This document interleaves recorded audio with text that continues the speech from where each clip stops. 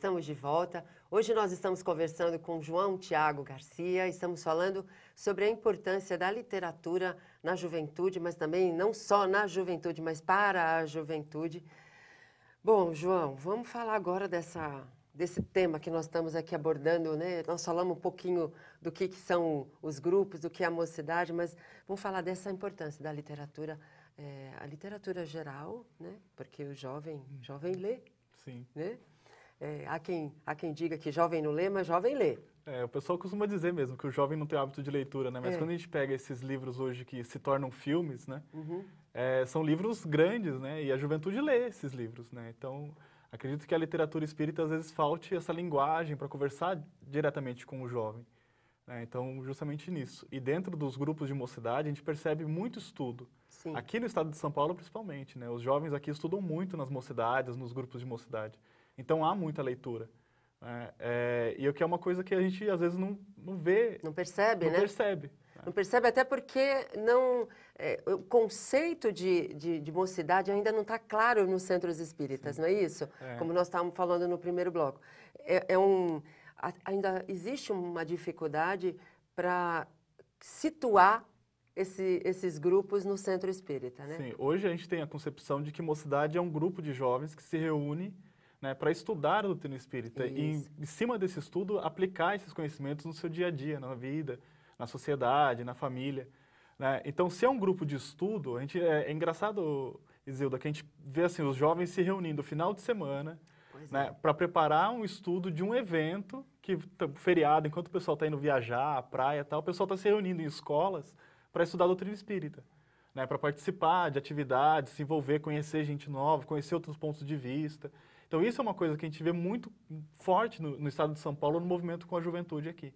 E isso vocês estão tentando levar para o Brasil, é isso, né? Porque não só São Paulo, né? Sim. Porque São Paulo é a maior cidade do Brasil, ela tem tudo, não para nunca, mas nós precisamos fazer isso para o Brasil todo, né? Em âmbito nacional, hoje o CFN, né, da Federação Espírita Brasileira, ele aprovou um documento chamado Diretrizes para Ações da Juventude Espírita do Brasil. O que é o CFN? É o Conselho Federativo Nacional. Certo. É o órgão que reúne as entidades federativas das 27 unidades, né, da federação e coordena e representa o movimento espírita, né? E esse órgão editou esse documento, né, e que orienta realmente essa ação do jovem, né, no movimento. Então, a gente tem juventude no Brasil inteiro, né, participando. Inclusive, vamos realizar aqui em São Paulo a Combrage, que é a Confederação Brasileira de Juventude Espírita. Sim. Vai reunir os jovens do Brasil inteiro, mas especificamente dos estados da região sul, né? São Paulo, Rio de Janeiro, Paraná, Santa Catarina, Mato Grosso do Sul e Rio Grande do Sul,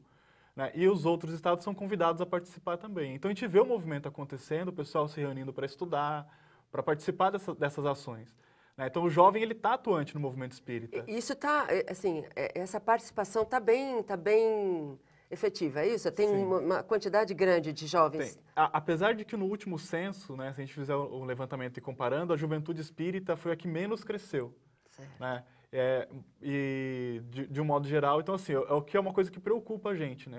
Para onde estão indo os jovens espíritas? Para onde estão indo as crianças que saem da evangelização, que não estão indo para a mocidade? Certo. É muito comum a gente ver o jovem que não é de família espírita fazer parte da mocidade, como é o meu caso. Mas aqueles que têm berço espírita, quando se tornam jovens e têm uma certa autonomia, para onde eles vão? Certo. Por que eles deixam a casa espírita? Por que eles deixam de participar do movimento espírita? Né? E, de repente, só retornam para um tratamento espiritual. Sim. Né? E aí é uma coisa que a gente precisa analisar, discutir com os dirigentes, coordenadores de juventude. Porque a evangelização já tem até uma estrutura adequada, ou que supra a necessidade tanto dos pais quanto das crianças. É esse meio aqui, né, entre a evangelização, né, a infância e o adulto, né? Sim. É esse pedacinho que está precisando de uma estruturação adequada, é isso? Acho que até o olhar, né, o repensar o olhar do jovem é importante, mas também o olhar na infância é importante, porque hoje, se você reproduz os processos de escolarização dentro de uma evangelização na infância, você vê um prejuízo muito grande, porque nem as escolas formais estão adotando essa metodologia e a gente reproduz no centro espírita. Então, a criança tem atividade na escola de manhã, à noite ela tem a mesma coisa no centro. Né? Tem que ser um outro trabalho, repensar esse tipo de trabalho. E isso também está sendo elaborado, inclusive, um documento de orientação para a área da infância, em âmbito nacional. Né? Mas focando na questão da juventude, a gente percebe realmente que nós estamos nesse processo hoje, de perceber que o jovem ele não está, inclusive, para substituir ninguém. Né? Ele está para trabalhar junto. Né? E se você oportuniza ele para estar junto, ele vai realmente mostrar aquilo que veio. Né? Até porque os dirigentes adultos não são eternos, nós precisamos dessa turma para dar continuidade a esse trabalho. E a figura que eu acho muito emblemática nesse sentido é como a gente brincar de uma corrida de bastão. Né? Então, ninguém pega o bastão, passo e você sai correndo. Né? Ou então, a hora que eu entrego o bastão, eu paro de correr. Não, a gente corre junto durante um momento. E aí, a hora que eu passo o bastão para você, eu continuo correndo do seu lado. E aí, você segue o seu caminho e aí eu paro. Né? Então, esse trabalho de transição, acho que é importante. O jovem está nessa fase de transição, de pegar o bastão, de começar a correr junto, pegar o bastão e continuar o trabalho. Pois é, eu acho que é um trabalho árduo da parte de vocês, porque vocês é que estão interessados, né? Mas também há que ter a consciência dos dirigentes dos centros espíritas e até mesmo da sociedade, né? Porque a sociedade é o grande lugar para nós aprendermos, né? Então, acho que nós precisamos aprender a essa relação, né, João? Mas nós vamos continuar falando disso daqui a pouco, porque eu tenho um convite para fazer para o nosso telespectador, tá certo? A IP, marca de detergente mais vendida do Brasil, tem um recado para você sobre economia de água. Isso mesmo, porque nunca foi tão importante economizar água, assim como você já faz ao usar o detergente IP.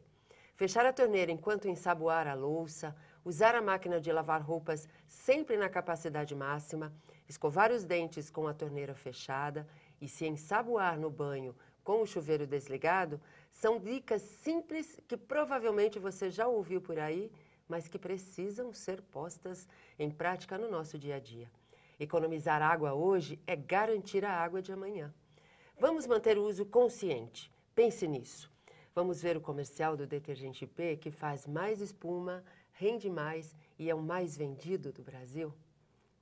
Usando essas gotas de detergente IP, você lava muitos pratos. E economizando essas gotas, você lava muito mais. Economize água hoje e garanta a água de amanhã. Nós vamos agora a um breve intervalo e já voltamos conversando um pouquinho mais com o João Thiago sobre a literatura na juventude. Até já.